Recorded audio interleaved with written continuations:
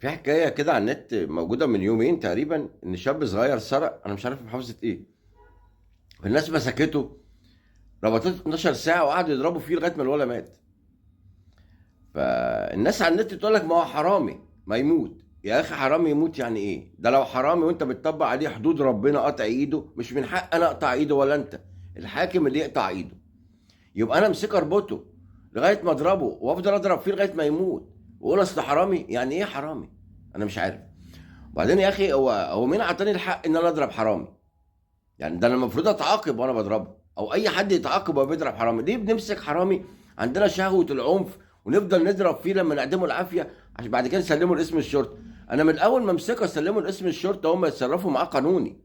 انت مش في دولة قانون، ولا انت في دولة بلطجة. تلاقي اللي راح واللي جاي عمال يدي الولد على قفاه يا عيني، واللي بالشلوط واللي بالرجل، وعمالين يضربوا فيه يعدموه العافية ويخلوا له يجيب دم من كل وشه. ده المفروض الضابط يعني وهو بيحقق مع الولد يقول له تعالى وريني مين اللي ضربك، والناس دي تتمسك وتتحاكم.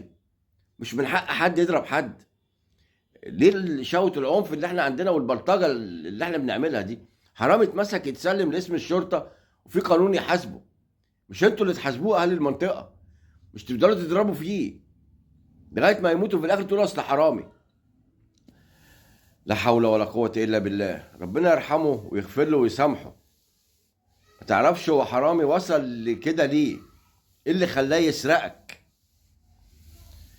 إنا لله وإنا إليه راجعون، ويتوب علينا ربنا.